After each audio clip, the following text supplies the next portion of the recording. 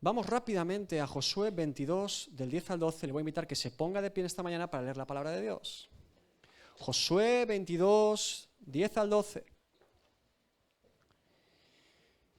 Y llegando a los límites del Jordán, que está en la tierra de Canaán, los hijos de Rubén, los hijos de Gad y la media tribu de Manasés edificaron allí un altar junto al Jordán, un altar de grande apariencia. Y los hijos de Israel oyeron decir que los hijos de Rubén, los hijos de Gad y la media tribu de Manasés habían edificado un altar frente a la tierra de Canaán, en los límites del Jordán, del lado de los hijos de Israel. Cuando oyeron esto los hijos de Israel, se juntó toda la congregación de los hijos de Israel en Silo para subir a pelear contra ellos. ¿Pueden sentarse? Gloria a Dios. Para entender lo que acabamos de leer, les voy a dar un breve contexto. A este sermón lo he titulado El altar de la confusión. Y como les decía, para entender lo que acabamos de leer, les doy un breve contexto en Números 32. En Números 32, usted puede comprobar y leerlo en casa, cómo la tribu de Rubén, la tribu de Gad y la media tribu de Manasés se acercan a Moisés. Dios había permitido que durante el largo caminar alrededor de la tierra de Canaán, el pueblo de Israel obtuviera victoria y conquistara ciertos territorios. Si usted se va al mapa de la tierra de Canaán, encontrará que al occidente limita el mar Mediterráneo, usted después tiene la tierra de Canaán, y al oriente, al este, hay dos lagos y un gran río que separa la tierra de Canaán del oriente. Y el pueblo de Israel fue dando vueltas y vueltas y vueltas. Y conquistaron diferentes territorios que no eran la tierra de Canaán, pero que Dios les dio victoria porque los enemigos de Israel no querían que pasaran por allí. Y una de esas tierras es la tierra de los moabitas, que estaba al otro lado del río Jordán.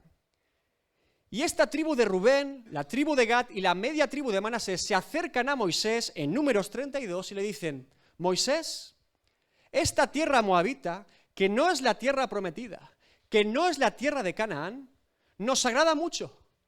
Es una tierra propicia para nuestro ganado y queremos habitar aquí. Y cuando Moisés recibe esta petición de estas dos tribus y media, Moisés se alerta y les dice: ¿ustedes qué están pidiendo? Van a hacer desfallecer el corazón del pueblo. Dios nos prometió una tierra y vosotros estáis conformando con una tierra que Dios no nos prometió.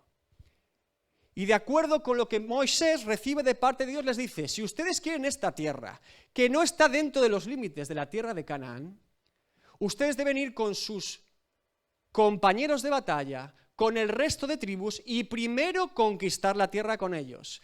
Y cuando conquisten la tierra prometida, si quieren ahí, pueden ustedes vivir en esta tierra al otro lado del Jordán. Y la tribu de Rubén, la tribu de Gad y la media tribu de Manasés aceptan este consejo de Moisés. Y podemos ver a lo largo del libro de Josué cómo ellos combaten mano a mano con sus hermanos para conquistar la tierra. Y ahora nos encontramos en Josué 22, donde Josué comienza a repartir la tierra conquistada entre las tribus de Israel.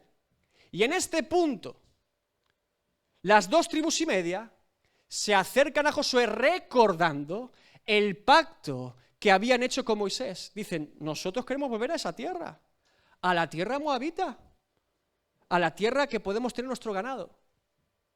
Y en este punto llegamos a los versículos que acabamos de leer.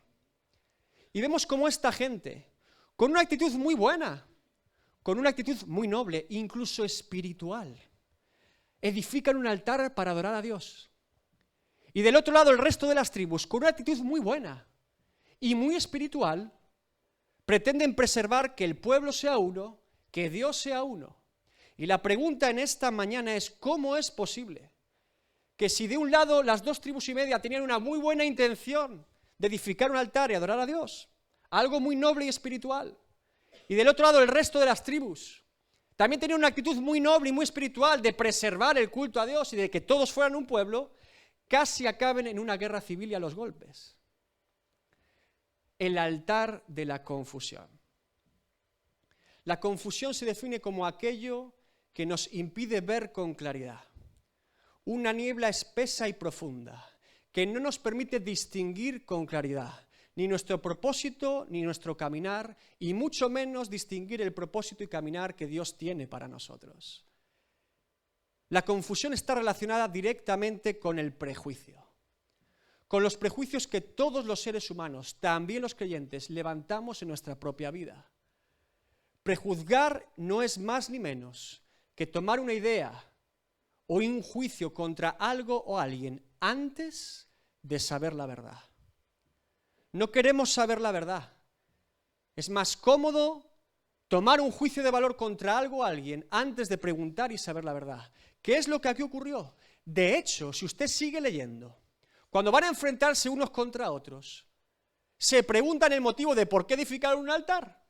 Porque cuando estas 2 tribus y media fueron a edificar el altar, no preguntaron ni la opinión de su resto de hermanos, ni lo que les parecía. Y del mismo modo, una vez que estaba edificado el altar, el resto de tribus tampoco preguntaron cuál era el motivo de edificar un altar a Dios en ese lugar.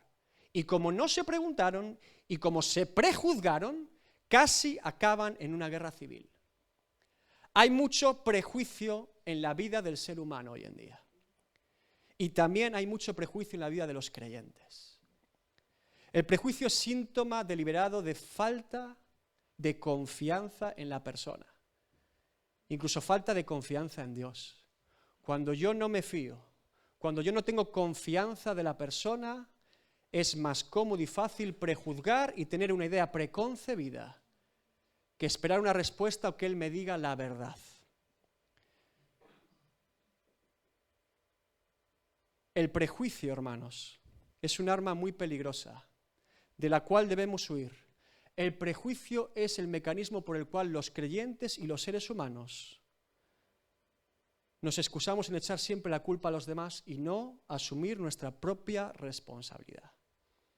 El prejuicio es la manera más eficaz que tenemos las personas para siempre echar balones fuera y que la culpa sea de todos menos de nosotros mismos. La culpa es de mi esposa, que no me respeta. La culpa es de mis hijos, que no me obedecen. La culpa es de mi jefe, que es un tirano. La culpa es de la sociedad, que es muy pecadora. La culpa es del presidente, que es un ladrón. La culpa es de la iglesia, que no me ama. La culpa es del pastor, que no me tiene en cuenta. La culpa siempre es de los demás y nunca es nuestra.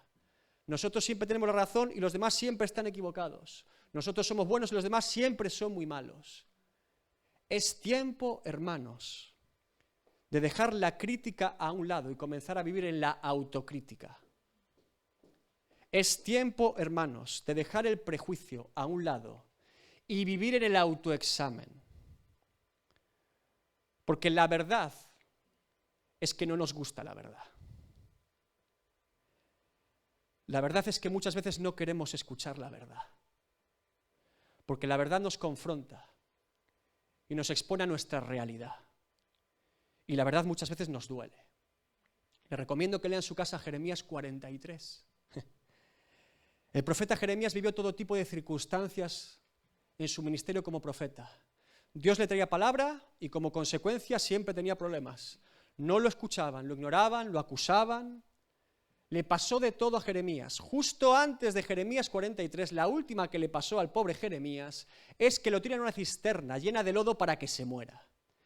Y por la misericordia de Dios, que un eunuco etíope se acuerda del profeta e intercede por él al rey, que dice, sáquenlo de ahí. Jeremías no tenía ninguna intención de profetizar si Dios no se lo pedía. Y puede usted leer en Jeremías 43 cómo un grupo de hombres armados que tienen un problema con otros hombres que les están buscando para matarlos, van ellos al profeta Jeremías. El profeta Jeremías no va a darles palabra. Jeremías está muy tranquilo, no quiere problemas, pero son estos hombres los que se acercan a Jeremías y le preguntan y le dicen, dinos palabra de parte de Dios, nos están persiguiendo. ¿Podemos ir a Egipto para salvar nuestra vida o debemos quedarnos aquí? Y Jeremías dice, bueno, voy a orar a Dios a ver qué Dios me dice. Y ora a Dios y Dios le trae palabra. Y Jeremías le dice a estos hombres, ustedes deben quedarse en esta tierra. Porque si ustedes se van a Egipto van a morir todos. ¿Sabes cuál fue la respuesta de esta gente? Que fueron ellos los que le preguntaron a Jeremías. Tú no eres profeta, tú no traes palabra de Dios y nos vamos a Egipto. No querían saber la verdad. Ya tenían una idea en su corazón y una decisión en su corazón. Querían que el profeta validara lo que ellos ya habían decidido. Y cuando se encontraron con la verdad, no solo no la aceptaron, sino que la desobedecieron. Y cuando fueron a Egipto, murieron todos, porque la palabra de Dios se cumplió. Pero muchas veces, hermanos, nosotros no queremos saber la verdad. ¿Y qué es la verdad? Jesucristo dijo: yo soy el camino, la verdad y la vida. La verdad es que cuando yo me expongo a la luz de Cristo y a la cruz de Cristo, todo eso que me parece tan mal en los demás comienza a revelarse que es la misma condición que yo tengo. Yo quiero sacar la paja del ojo ajeno y Cristo me dice: tienes una viga delante. Los demás son muy malos, tú no eres mejor. Que con gracia y misericordia que recibimos de Dios, es la misma gracia y misericordia que debemos dar a los demás. Que con la misma paciencia y amor con la que Dios nos ha tratado, debemos tratar a los demás. Y eso no nos gusta. La verdad era que estas tribus tenían dos problemas. Las 2 tribus y media tenían temor. Y el resto de tribus tenían rencor. Rencor por unas tribus que habían pedido una tierra que no les correspondía. Rencor contra unos hermanos que se creían diferentes. ¿Qué pasa en esa tierra? ¿Habrán encontrado oro, plata, petróleo? ¿Qué pasa? ¿Que no se conforman con la tierra que nos quiere dar? ¿Acaso se quieren independizar? ¿Son diferentes? ¿Son más espirituales? Rencor. Y del mismo modo, las 2 tribus y media tenían miedo y temor de ellos. Temor de que los traicionaran. Temor de que no los tuvieran en cuenta. Temor de ser creyentes de segunda categoría y que se olvidaran de ellos y aún los invadieron. Y por rencor y por temor, que era la verdad, casi acaban matándose unos a otros si Dios no interviene. Esa era la verdad. Pero déjeme decirle algo, hermano. La verdad nos hace libres, aunque no nos guste. Solamente a la luz de la verdad podemos ser libres. ¿Usted sabía que la confusión es una herramienta por la cual Dios muchas veces utilizó para que los enemigos del pueblo de Israel se mataran a sí mismos? Confundía a los ejércitos enemigos para que no diferenciaran quién era su aliado de su enemigo, quién era su hermano de su adversario. Y en este tiempo veo mucha confusión en el mundo y también mucha confusión en la iglesia. Hermanos, ministerios, iglesias y denominaciones que se pelean unas y otras por una distinción doctrinal que no tiene demasiada relevancia, que muchas veces no nos damos cuenta que 500 años de historia de la iglesia no lo han solucionado para solucionarlo hoy en 2 días. Y sin embargo vamos a la guerra contra nuestros hermanos, contra sangre de nuestra sangre. Y sin embargo, y paralelamente a esto, no tenemos ningún tipo de pudor en integrar en nuestras iglesias a personas e ideas que no son de Dios. Humanismo, deísmo, nueva era, feminismo, ecumenismo. A esto lo incorporamos fácilmente en las iglesias. Ay, porque si hablo de esta manera la iglesia se me llena antes. Ay, porque si hablo de esta manera parece que a la gente le gusta más. Cuidado, que el día que vayas a la batalla, el que creas que es tu hermano te apuñalará por la espalda. Mucha confusión. Y nos peleamos con los que son nuestros hermanos y nos ponemos al lado de los que son nuestros enemigos. Sin embargo, en esta mañana no solo vale un diagnóstico de esta realidad, sino que yo le voy a recomendar 3 armas, 3 consejos y recomendaciones que los creyentes podemos tener en nuestra vida para combatir esta confusión, para combatir los prejuicios y para combatir todo lo que se levanta en este tiempo que nos aleja del camino de Dios.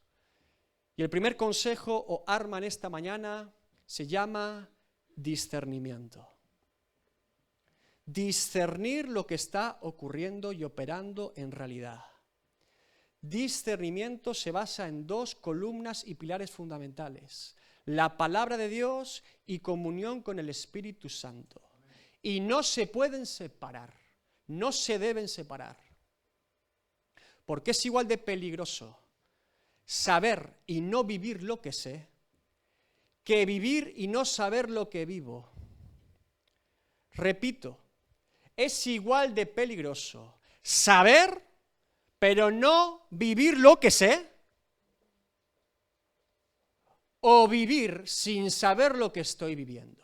Si yo tengo mucho conocimiento de la palabra, desde un punto de vista intelectual y teórico, y no lo pongo por obra en mi vida, soy un teórico y un religioso, y por lo tanto, poca capacidad tengo de vivir lo que sé, porque solo es algo conceptual, pero no lo pongo por obra ni lo vivo. Del mismo modo que una persona que dice que vive en el Espíritu, pero que nunca lee la palabra, no podrá distinguir si está cayendo en falsa doctrina, en espiritismo, ocultismo o metafísica, porque no sabe lo que está haciendo. Las dos columnas son la palabra de Dios y una vida en comunión con el Espíritu Santo. Y a través de estas dos columnas que no se pueden separar, yo como creyente puedo discernir lo que está ocurriendo en realidad.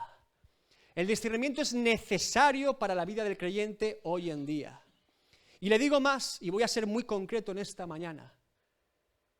A la luz del movimiento, denominación a la que nosotros pertenecemos, somos pentecostales. ¿Qué debemos discernir en este tiempo los creyentes pentecostales o carismáticos como nosotros? ¿Qué es lo que nos confunde? ¿Qué es lo que nos embelesa? ¿Qué es lo que se nos van los ojos, los ojos, los ojos? Y no podemos distinguir con claridad. Esto. La plataforma, el ministerio, las señales y dones del Espíritu. Se nos van los ojos con esto. Cuidado con las manifestaciones del Espíritu sin tener un propósito y cuidado con el clericalismo. Mire, hermanos, si usted y yo oramos en toda lengua conocida y oramos aún en lenguas angelicales, y eso que dice el apóstol Pablo, que es para edificar mi espíritu, no edifica mi espíritu. No tengo el fruto del amor, el gozo, la paz, la paciencia, la benignidad, la bondad, la fe, la mansedumbre, el dominio propio. ¿De qué me sirve? ¿De qué aprovecha? Me quedo con la manifestación, incluso hago categorías de dos niveles de creyentes, el que tiene y el que no tiene. ¿De qué me sirve? Si lo que pretende edificar mi espíritu no edifica mi espíritu. Si usted me dijera, mira hermano, yo tengo un ministerio de sanidades, muy grande, sanidades, la gente se sana. Y la gente está muy contenta y alegre. Y en nuestros cultos no se predica la palabra. No nos da tiempo porque hay tantas sanidades. Y no predicamos la palabra y la gente se arrepiente. No hay ningún número convertido. Tengo miles de sanidades y 0 convertidos. Miles de sanidades y ningún nuevo nacimiento en Cristo. Le diré que yo no diferencio eso de un curandero o un ocultista. No lo sé diferenciar. Satanás no sana. Satanás traslada un problema físico a un problema mental, del alma, incluso una posesión demoníaca. Pero imita muy bien. Y no todo lo que está es. ¿Recuerdan ustedes cuando Moisés fue a liberar al pueblo de Egipto? Tiró la vara y se convirtió en serpiente. Los 2 brujos de Faraón también lo hicieron, ¿Recuerdan cuando el río se convirtió en sangre? Esos tipos también convirtieron ahí algo en sangre. Y hubo varias señales que Dios hizo en medio de ellos y los brujos también lo imitaron. Por eso, Mateo 7, 22 al 23 dice, muchos me dirán en aquel día, Señor, Señor, ¿no profetizamos en tu nombre? Y en tu nombre echamos fuera demonios, y en tu nombre hicimos muchos milagros. Y entonces les declararé, nunca os conocí, apartaos de mí, hacedores de maldad. No es que los conociera y dejó de conocerlos, nunca los conoció. Nunca fueron parte de su reino y nunca tuvieron que ver nada con Dios. Y lo que hacían era maldad. Mucho cuidado con esto. No nos embelesemos tan fácilmente. Dice la palabra de Dios en el Salmo 119, 105, lámpara es a mis pies tu palabra y lumbrera a mi camino, discernimiento. Y dice Hechos 6:6, y atravesando Frigia y la provincia de Galacia, les fue prohibido por el Espíritu Santo hablar la palabra en Asia. Esto se comentó el 12 de octubre. Es decir, la palabra me ilumina y el Espíritu Santo me guía. Pero es bueno predicar la palabra. No era el momento de predicarla en Asia. Comunión con el Espíritu Santo y exposición a la palabra de Dios.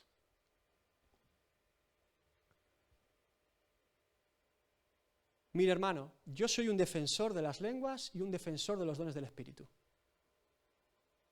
Creo en el don de sanidades, creo en la resurrección de muertos, creo en la liberación de demonios, en la palabra de sabiduría, en la palabra de ciencia, en profecía y en todos los dones que Dios utiliza en su pueblo para equiparnos.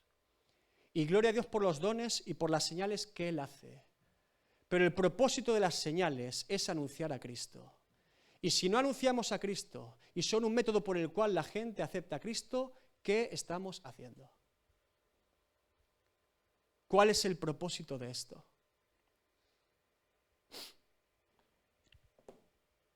Yo oro por cultos en este lugar en los que Dios se derrame con sus dones.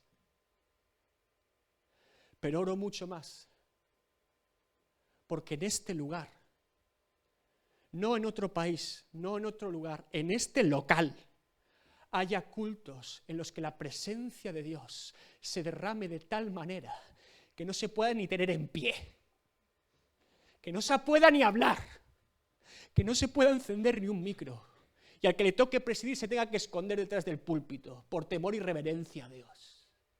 Yo oro más por eso, porque cuando Dios inunda un lugar todo lo demás viene por sí solo y no hay problema, pero yo quiero la presencia de Dios. Usted sabía que cuando el Espíritu Santo está en un lugar o en una persona deja una fragancia, un aroma, un pozo, un rastro, que casi se puede percibir físicamente. Algunos lo llaman amor líquido, otros una corriente eléctrica, otros un fuego. El Espíritu Santo deja un pozo en un lugar, deja un rastro. Y del mismo modo le digo que cuando el Espíritu Santo no está y lo que allí hay es ego y orgullo humano, también deja un aroma muy particular. Cuando uno ha degustado en la intimidad de la presencia de Dios, cuando uno ha probado de las delicias del reino de los cielos, cuando uno ha degustado del becerro gordo, no quiere más Big Mac evangélico. No quiere más Burger King cristiano. Predicadores que predican sin abrir la palabra. Iglesias cristianas que no hablan de Cristo ni alaban a Cristo. Ministerios que no tienen santidad ni temor de Dios. Cristianismo de quita y pon. Me lo pongo el domingo, me lo quito el lunes. Yo quiero del becerro gordo. No quiero cristianismo de quita y pon. No quiero comida barata y dopada. Yo quiero del becerro gordo. Cuidado con el clericalismo. Unos pocos escogidos de Dios que reciben la palabra y el pueblo la escucha y la obedece. Unos pocos escogidos de Dios que son los que instruyen al pueblo y los demás son todos analfabetos en Cristo. Aquí somos todos laicos, aquí no hay clero. Aquí somos todos ovejas, ¿sí? Cuando usted escuche a un hombre en una plataforma decir todo el tiempo, Dios está, Dios está, Dios está aquí, Dios está conmigo, Dios está conmigo, Dios me valida, Dios me valida, Dios me usa, Dios me usa, Dios me unge, Dios me unge, Dios me habla, sospeche. Cuando una persona tiene que validarse a sí misma tanto, sospeche. Si Dios habla, uno comunica la palabra y Dios obra a través de la palabra. Si Dios unge, no hace falta decirlo, ya se ve. Y si Dios está en un lugar, no hace falta anunciarlo, es evidente a todos. Cuando uno se valida tanto a sí mismo, o es que no vive lo que dice, o tiene una falta de fe considerable. Cuando Dios obra, Él obra. Y es suficiente. Y se nota. Discernimiento, comunión con el Espíritu Santo, y siempre la luz de la palabra. Podremos guiarnos en una vida cristiana. No se conforme con comida barata. En el reino de los cielos se cocina a fuego lento, no en microondas. ¿Sí? Punto número 2. Intercesión. ¿Cómo podemos combatir los conflictos y confusión que se levantan en este tiempo? Incluso las disputas, porque la confusión nos lleva siempre a un conflicto, a un problema. Interceda por la persona, interceda por el asunto. No vaya a Dios pretendiéndole que Dios le dé la razón. No haga esto. Ore por la persona. Dios mío,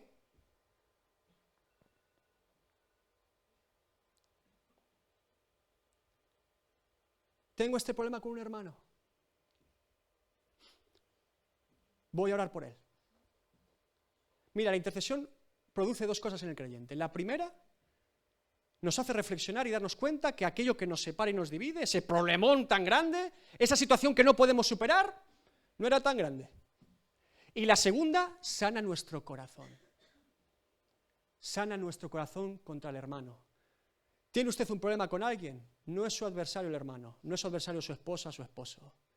Ore por él. Dios mío, me presento delante de ti y oro por mi hermano. Yo no sé cómo hemos llegado a esta situación. Si hay algo en mí que haya sido tropiezo para él, me arrepiento.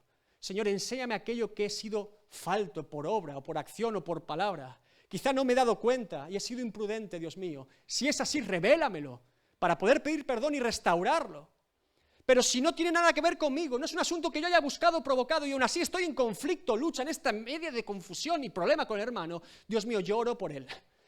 Dios mío, bendícelo. Bendice su casa, bendice su hogar, bendice su esposa, su familia, sus hijos. Bendigo a mi hermano. Es sangre de mi sangre. Es mi compañero de batalla. ¿Qué nos separa? Esta tontería, esta doctrina, este problema, esta mentira, este orgullo. ¿Acaso Cristo no pagó mucho más que eso? ¿Acaso lo que nos une, que es Cristo, no es mucho más grande que lo que nos divide?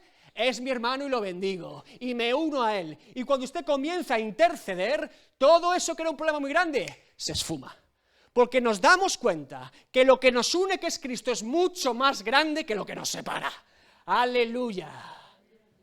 Y lo segundo que ocurrirá en su corazón, a medida que ora por el hermano, es que ese corazón duro como una roca y una piedra, comenzará a latir de nuevo, con ternura por su hermano, porque Dios sanará nuestro corazón, y lo veremos con los ojos de Cristo y no con los nuestros. Ese es el poder de la intercesión. Y le cuento un testimonio para que usted lo vea. Le voy a hablar de Fred Francis Bosworth, evangelista de la primera mitad del siglo XX, un hombre de Dios tremendo, de mis favoritos. Este hombre fue evangelista y era un hombre muy sano en la doctrina y también con señales y milagros. Cuando él comenzó su ministerio, lo invitaron a un pequeño pueblo cerca de Dallas, en Texas. En aquella época las iglesias eran segregadas. Había iglesias de blancos e iglesias de negros, cultos de blancos y cultos de negros. Y los blancos de aquel pueblo lo invitan a que haga una campaña evangelística para blancos. Así que Bosworth fue y tuvo varios cultos con los blancos y Dios se movió de manera poderosa. El Espíritu Santo cayó sobre ellos, fuego. Y una noche siente Bosworth de parte de Dios que debe hacer lo mismo con los negros. Y sin previo aviso ni tener nada preparado, habla con un líder de la comunidad negra y juntan a varias personas allí, hacen un culto para negros. ¿Y sabe lo que pasó? El Espíritu Santo descendió. Una noche gloriosa para el ministerio de Bosworth, pero no acabó ahí. Al salir por la puerta de ese culto, lo estaba esperando una turba al frente de un líder con una pistola. Lo acompañaron a un descampado junto con su colaborador y le dijeron: tú hoy vas a morir aquí, porque tú has ido a predicar a los negros cuando te invitamos a predicar a los blancos. Bosworth, con toda calma y confianza en Dios, les dijo: si ustedes quieren tomar mi vida, yo no me voy a defender. Dios sabe. Pero simplemente déjenme decirles que no veo nada mal en lo que hemos hecho. Hemos venido a predicarles. Su comunidad, sus vecinos, sus familiares están recibiendo del Espíritu Santo. Y del mismo modo hemos ido a predicar a los negros porque Dios nos lo ha dicho. ¿Qué mal hay en esto? Si les hemos molestado, les pedimos disculpas, pero ¿qué mal hay en esto? La actitud de Bosworth fue tal que la turba se calmó y dijeron: usted no va a morir hoy, no lo vamos a matar, hemos cambiado de opinión. Usted váyase al tren más próximo, huya de este lugar y no vuelva jamás a este pueblo. ¿Sí? Así que Bosworth tomó su maleta de más de 20 kilos para una campaña de meses, la cargó y se fue corriendo al tren más cercano. Esperando el tren, llegó una segunda turba de más de 35 hombres. Se ve que algunos de la primera turba no estaban muy cómodos con lo que había pasado. Iban a matar a un hombre y resulta que no solo lo matan, sino que lo dejan huir libremente. Tenía que aprender la lección. Así que esa segunda turba de más de 35 hombres, con palos y todo tipo de artilugios, fueron hacia Bosworth y sin mediar palabra comenzaron a golpearle. Lo tiraron al suelo y se quedaron bien a gusto. Muy valientes, ¿eh? Bosworth no se defendió. Lo único que oraba a Dios en el suelo era que por favor no le rompieran la columna para poder seguir andando y predicar el Evangelio. Cuando se quedaron bien a gusto con él y se fueron, Bosworth estaba destrozado. Muñeca rota, fracturas, hematomas, destrozado. Cuando ese hombre se levantó con la poca fuerza que le quedaba, ya no pasaba ningún tren. Tuvo que desplazarse 35 kilómetros andando esa noche, cargando con una maleta solo en un brazo, de más de 20 kilos. Destrozado. Pero el Espíritu Santo obró esa noche, tal y como él cuenta en su diario personal. Porque a medida que iba andando para volver a la casa, el Espíritu Santo le habló y le dijo: perdónalos e intercede por ellos. Y a medida que ese hombre empezó a interceder por las vidas de esas personas que lo habían tratado tan mal, que lo habían golpeado injustamente, el corazón de Bosworth comenzó a estar sano. Cuando llegó a la casa después de andar toda la noche, Bosworth cayó inconsciente y necesitó más de un mes para recuperarse de la paliza. A los pocos días, 2 de los cabecillas que estaban liderando esa turba aparecieron muertos misteriosamente. Dios trajo cuentas. Él estaba destrozado físicamente, pero su corazón sano. Pocos meses después, su hijo pequeño fallece y su esposa también. Y en medio de esa situación terrible, para un ministerio de sanidades, hermano, tener enfermedad física uno mismo, o que muera su esposa o su hijo de enfermedad, es terrible para su fe. Terrible. Y en medio de esa prueba terrible, la denominación a la que pertenecía Bosworth lo convocan y le dicen: mire, hermano, esta doctrina que usted predica alguna vez, no estamos muy a gusto, así que devuélvanos la credencial. Qué oportuno, ¿eh? ¿En qué momento? Lo dejaron solo. Bosworth nunca se quejó ni se defendió. Humildemente entregó la credencial y siguió su ministerio. Y como suele ocurrir en estos casos, el ministerio creció mucho más fuera de la denominación. Mire, Bosworth fue un hombre equilibrado y prudente. No era muy emocional, no era muy efusivo como los evangelistas de la época, era tranquilo. Y predicaba muy bien la palabra y con una doctrina muy sana y profunda. Y también Dios obraba con milagros en su ministerio. Bosworth era un hombre muy riguroso. Y una de las cosas que hizo en su ministerio fue guardar cada testimonio de sanidades que ocurría en sus campañas. Y no solo guardaba el documento del testimonio que la persona decía, sino que lo acreditaba con el testimonio del médico que trataba a la persona antes de la enfermedad, durante la enfermedad, y que certificaba médicamente que la persona era sana. Así de riguroso era Bosworth, hacía fichas. Cuando Bosworth murió y fueron a ver las fichas de este hombre en su ministerio, había más de 200.000 sanidades certificadas por médico y más de 1 millón de testimonios de personas convertidas por un corazón sano e intercesor. Así sí. Así sí. La intercesión, hermanos, nos libera, nos sana, nos hace ponernos en la piel del otro y sobre todo nos hace ponerlos en la piel de Cristo. Y decimos: ok, tú sabes, Señor, lo que me separa es una tontería comparado con lo que me une. Amén. Punto número 1, discernimiento. Punto número 2, intercesión. Punto número 3, seamos pacificadores. Dice la palabra de Dios en Mateo 5 al 9. Bienaventurados los pacificadores. ¿Por qué? Ellos serán llamados hijos. La paz de Dios se transmite a través del amor que Dios nos da. No puede haber paz sin amor primero. Dios nos llama a ser pacificadores. Mire, cuando usted esté delante de un problema o situación, de algo confuso, en lo que no sabe qué camino tomar, siempre se presentarán ante una situación o problema dos caminos: el camino de la razón y el camino de la paz. El camino de lo que yo creo que es justo y el camino de la paz. El camino de yo ya lo sabía y el camino de la paz. El camino de yo ya te lo advertí y el camino de la paz. Muchas veces queremos apagar fuego con más fuego. Con leña, carbón, gasolina, para que arda todo.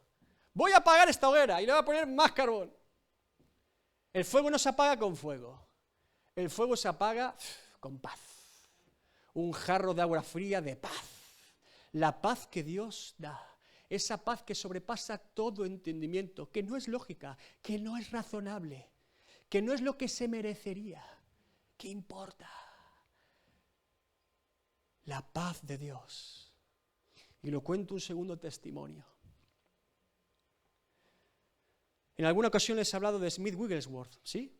Lo recordarán por ese hombre que golpeaba a la gente y se sanaba. Ahora lo recuerdan, ¿no? Por el nombre no, pero por la anécdota sí. Este hombre era tremendo, un hombre rudo, fuerte, un hombre rudo, dejémoslo ahí. Hoy le quiero hablar de su esposa, Mary Jane Wigglesworth, o Polly, como era conocida. Mira, estas dos personas, cuando eran jóvenes, se conocieron en un culto del Ejército de Salvación. Y se casaron y formaron un hogar y también fundaron una iglesia. Wigglesworth nunca tuvo un llamado pastoral, era más bien evangelista. Sin embargo, su esposa, que ya era líder en el Ejército de Salvación, sí que tenía un llamado pastoral. Así que cuando fundaron la iglesia, su esposa era la pastora. Él traía a la gente porque era evangelista. Cuando su mujer hacía un llamado, incitaba a la gente a salir para que su esposa orara por ellos, y ella era la pastora que predicaba y él estaba allí tranquilamente. Con el paso del tiempo, Wigglesworth entendió que evidentemente como hombre de la casa debía mantener a su hogar. Compraron una casa, tuvieron sus primeros hijos y él se hizo responsable económicamente del hogar. Trabajaba muy duro y muy bien, era plomero. Cuando a Wigglesworth le enseñaron a ser plomero en su pequeño pueblo, agotó todo el trabajo de plomeros. Se tuvo que mudar a una ciudad porque era un plomero excelente, el mejor plomero de Inglaterra.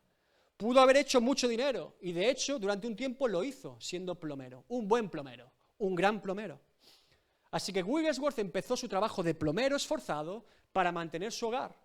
Con el paso de los meses, este trabajo que cada vez hacía con más esfuerzo comenzó a robarle más y más tiempo, hasta el punto en que Wigglesworth ya no acompañaba a su esposa a la iglesia los domingos. Se quedaba haciendo presupuestos y trabajos extra. Y poco a poco su relación con Dios empezó a deteriorarse. Polly, que conocía bien a su esposo, sabía que si lo confrontaba de cara al plomero, no lo iba a recibir muy bien. Así que ella clamaba, oraba e intercedía por su marido. Nunca abrió la boca. Un día en un culto tremendo, Polly llega tarde por la noche ese domingo. Más tarde de lo habitual, y para no hacer ruido entra por la parte de atrás, por la puerta de atrás. ¿Saben quién estaba esperando allí? El plomero. Muy enfadado, aparte tenía bigote, fruncía el bigote. Y su esposo le dijo: que sea la última vez que tú llegas tarde a mi casa. Esta es mi casa, la pago yo. Tú eres mi esposa y eres de mi propiedad. Y tú no puedes volver a hacer esto. Polly, discerniendo lo que había. Con amor, paciencia, pero con la verdad respondió a su esposo: Smith, sabes que te amo, te respeto y tú eres mi esposo. Pero yo no soy de tu propiedad. Yo soy propiedad de Cristo. Esto no le sentó muy bien a Smith, que la empujó fuera de la casa y le dijo: tú hoy no duermes en mi casa, te quedas fuera. Polly se encontró, después de un culto maravilloso, fuera de su casa y con su esposo raro. Y en ese momento Dios le dice, ve a la puerta principal. Por eso es importante tener comunión con el Espíritu. Y esta mujer de Dios fue a la puerta principal, encontrándola abierta porque su esposo, el guardián del castillo, se había olvidado de cerrar la puerta principal. Y en ese momento, antes de abrir la puerta, Poli le pide a Dios que le dé las palabras y la actitud adecuada. Así que esa mujer de Dios abrió la puerta de par en par, con una sonrisa y alegría en la cara, y dijo, hijos míos, esposo, mamá ha llegado, vengan que les voy a hacer la mejor cena de la semana. Cuando Smith al fondo del pasillo vio a su esposa, que venía con una alegría y sonrisa en su cara, que daba por pasado y olvidado lo que allí había ocurrido, Smith comenzó a reír con ella y se calmó. Y lo que podía haber sido, hermanos, un conflicto, un divorcio, incluso una agresión física, esa mujer de Dios lo convirtió en paz y en amor. Pero la historia no termina ahí. Esa misma noche Smith, después de lo que había ocurrido en su casa, fue al lugar, a la habitación de oración que llevaba meses sin ir. Y Dios le dijo dos cosas. La primera, como vuelvas a tocar a mi hija, como vuelvas a tocar a mi sierva, te fulmino. Ella es mía y me pertenece, no es tuya. Y la segunda cosa que le dijo, yo no te llamé a ser plomero, te llamé a ser evangelista. ¿Qué haces todavía siendo plomero? Ese hombre se arrepintió en su corazón. Y Dios lo llevó a un ministerio tremendo de Dios, por una mujer dispuesta a traer paz en su casa. ¿Sabe lo más fuerte? Él comenzó su ministerio y a los pocos meses, regresando de una campaña en Escocia, le avisan, tu mujer ha muerto. Tu mujer ha muerto. Tengo, gracias, no te preocupes. Poli había muerto. Smith se quedó destrozado, fue corriendo a la casa. Dios mío, resucita a mi esposa. Dios mío, resucita a mi esposa. Dios le dice, me llevo a mi sierva. No me preguntes, no me cuestiones, es mi voluntad. Y Smith dejó de orar por ella. Del ministerio de Smith Wigglesworth no me sorprende las miles de sanidades que tuvo, que también. No me sorprende las resurrecciones certificadas por médico que tuvo, que también. No me sorprende tanto el avivamiento que produjo en Australia y en Suecia, que también. Lo que más me sorprende de este hombre es el testimonio que da Lester Sumrall, cuando lo conoció cuando tenía Smith 80 años. Lester Sumrall junto con Howard Carter hicieron un viaje misionero de 500.000 kilómetros, desde Australia a Indonesia, de Indonesia a Japón, de Japón a China, de China a Mongolia, de Mongolia a Rusia y de Rusia al este de Europa en plena Guerra Fría. Iban en llamas estos dos locos, en llamas, llamas, llamas de fuego del Espíritu. Y cuando están unas semanas allí y Lester Sumrall comparte cuarto con el viejito de 80 años, dice que se quedó asombrado. El viejito se levantaba todos los días por la mañana, durante 20 minutos danzando delante de Dios. Gracias, Señor, por un día más de vida. Gracias, Señor, por ser tu siervo. Gracias por permitirme predicar tu evangelio hasta que me vaya. Y cuando se iban al cuarto de oración para preparar un culto, una prédica, Sumrall decía, no le podía seguir el ritmo al viejo. En pleno vigor y juventud de su ministerio, dice, al viejo no hay quien lo siga, se mete, y no para, porque la presencia que tiene en su vida y la comunión con el Espíritu Santo que tiene es tan fuerte que ¿quién lo sigue a este viejo con 80 años? Eso sí que me cautiva, eso sí que me llama la atención. Pero el testimonio no es de Smith Wigglesworth, es de Mary Jane, su esposa Polly, que en el momento más importante de la vida de su marido, en el momento más importante de su propia vida, la de sus hijos y la de miles de personas que aceptarían a Cristo, ella trajo paz. Paz que sobrepasa todo entendimiento. Ese es el poder de la cruz. Ese es el poder de Cristo. Tomar toda la vileza, toda la maldad del pecado, toda la putrefacción, todo lo que el pecado viene a destruir, a robar y a matar, y convertirlo en vida. Ese es el poder de Cristo. Eso no lo puede imitar Satanás. Satanás imitará algunas señales, os hará creer muy poderoso, pero ¿sabe lo que Satanás no podía imitar? Sacar un pueblo esclavo, llevarlo a la tierra prometida, librándolo de la mano de Faraón y de un Egipto corrupto, para ser salvos en una tierra donde fluye leche y miel. Lo que Satanás no puede imitar es la obra de Cristo en la cruz. Es inigualable e incomparable. Que tome un alcohólico, a un sinvergüenza, a un maltratador, y que por el poder de Cristo en su salvación lo transforme instantáneamente en nueva criatura. ¿Quién hace eso? ¿Quién iguala eso? ¿Quién lo paga? Solo Cristo. Nuevas criaturas en Cristo. Ese es el mayor milagro que usted pueda ver en la tierra. Una persona que era un sinvergüenza, un alcohólico, un maltratador, el mayor pecador de la historia, y que en un instante, arrepintiéndose de sus pecados y entregado su vida a Cristo, es una nueva criatura. Pide perdón a su esposa, restaura su matrimonio, deja el alcohol instantáneamente y tiene fuego del Espíritu. ¡Aleluya! Ese es el mayor testimonio que puede haber en la vida de un creyente. Y todos somos ese testimonio. Todos lo somos si lo recordamos. Discernimiento, intercesión, pacificadores, amor, amor, corazones sanos, corazones sanos. Cierro el mensaje simplemente concluyendo con algunos versículos que nos revelan cómo Cristo operaba en estas tres armas. Discernimiento, Mateo 9 del 3 al 7. Entonces algunos de los escribas decían dentro de sí: este blasfema. Y conociendo Jesús los pensamientos de ellos, dijo: discernimiento. ¿Por qué pensáis mal en vuestros corazones? Palabra de ciencia. Porque ¿qué es más fácil? ¿Decir los pecados te son perdonados o decir levántate y anda? Palabra de sabiduría. Pues para que sepáis que el Hijo del Hombre tiene potestad en la tierra para perdonar pecados, profecía.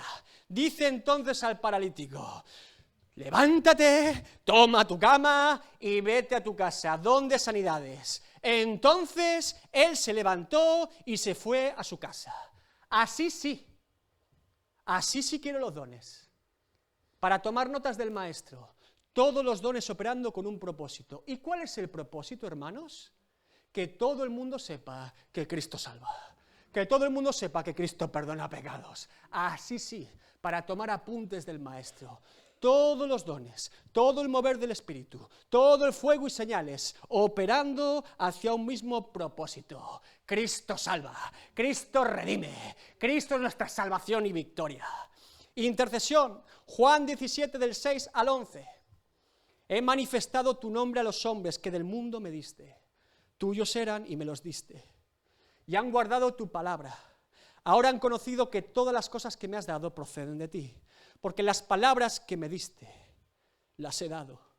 Y ellos las recibieron y han conocido verdaderamente que salí de ti. Y han creído que tú me enviaste. Yo ruego por ellos, no por el mundo, sino porque los que me diste, porque son tuyos. Y todo lo mío es tuyo, y lo tuyo mío. Y he sido glorificado en ellos. Y ya no estoy en el mundo, mas estos están en el mundo, y yo voy a ti. Padre Santo, a los que me has dado, guárdalos en tu nombre, para que sean uno, así como nosotros somos uno. El intercesor de intercesores. ¿Sabes por qué no cae un rayo del cielo y nos consume por nuestra miseria? Porque Cristo intercede, por nada más. ¿Cuántas veces el juicio de Dios tenía que haber caído con todo su peso en nuestras propias vidas? Y Cristo intercede. Intercesor de intercesores. Pacificadores con amor. Un mandamiento nuevo os doy.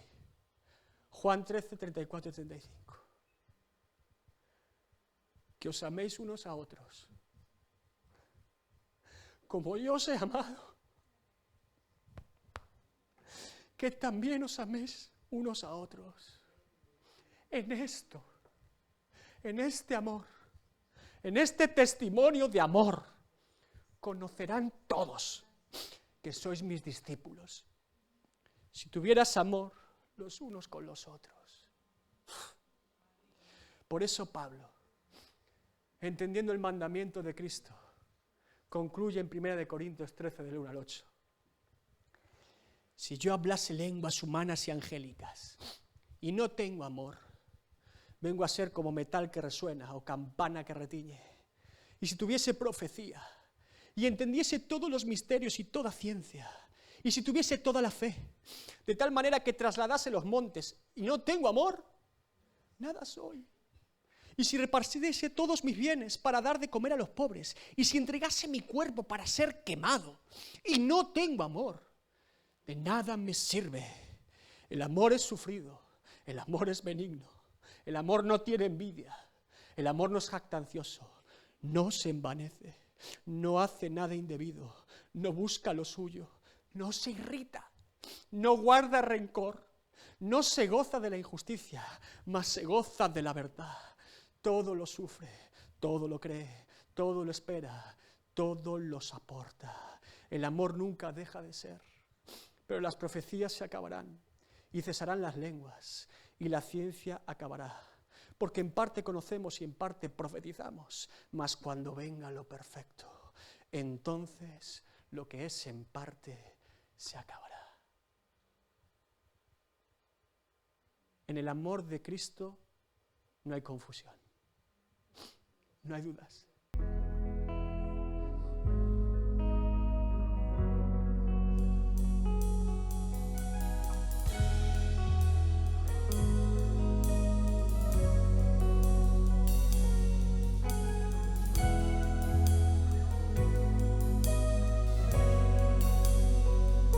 Espinas su corona fue, mas hoy de gloria es. El Salvador lavó mis pies, me rindo ante él.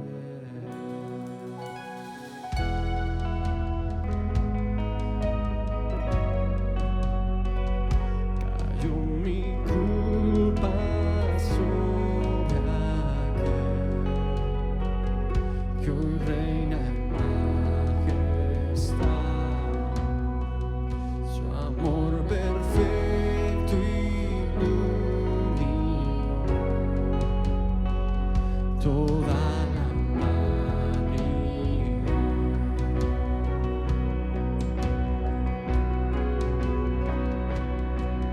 Tu nombre, Dios, victoria es mi adoración a Cristo el Rey.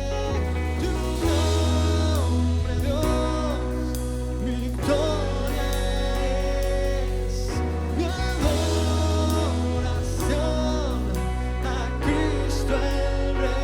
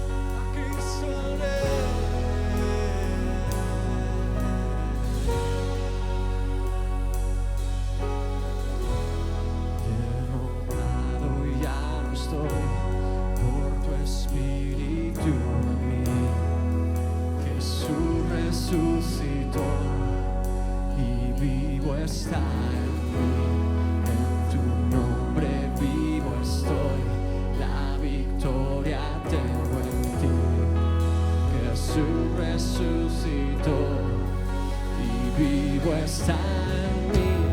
Derrotado ya no estoy por tu espíritu en mí. Jesús resucitó y vivo está en mí. En tu nombre vivo estoy, la victoria tengo en ti.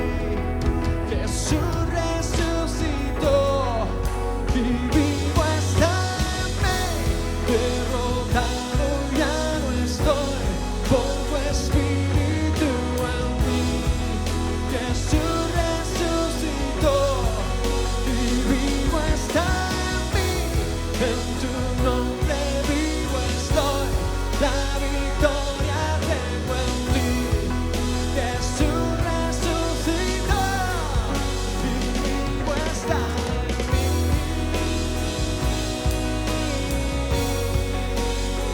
Vivo está en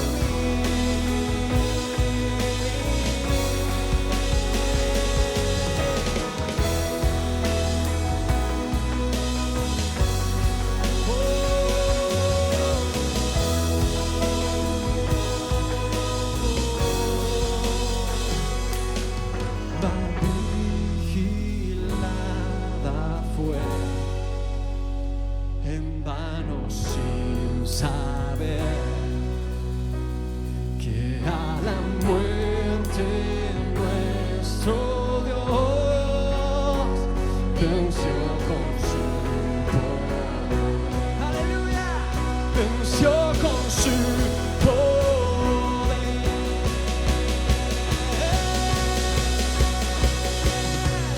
Tu nombre, Dios, victoria es. Aleluya, mi adoración a Cristo el Rey. Tu nombre, Dios, victoria es. Mi adoración a Cristo el Rey. Declara conmigo, vamos. Derrotado ya no estoy por tu espíritu en mí. Jesús resucitó y vivo está en mí. En tu nombre vivo estoy, la victoria tengo en ti. Jesús resucitó. Las manos conmigo, vamos, Derrotado ya no estoy por tu espíritu en mí. Jesús resucitó y vivo está en mí. en tu nombre vivo estoy, la victoria tengo en ti. Jesús resucitó y vivo está en mí. Derrotado ya no estoy por tu espíritu en mí. Jesús resucitó y vivo está en mí. En tu nombre vivo estoy, la victoria tengo en ti. Jesús resucitó y vivo está en mí. Jesús resucitó y vivo está en mí. Jesús resucitó y vivo está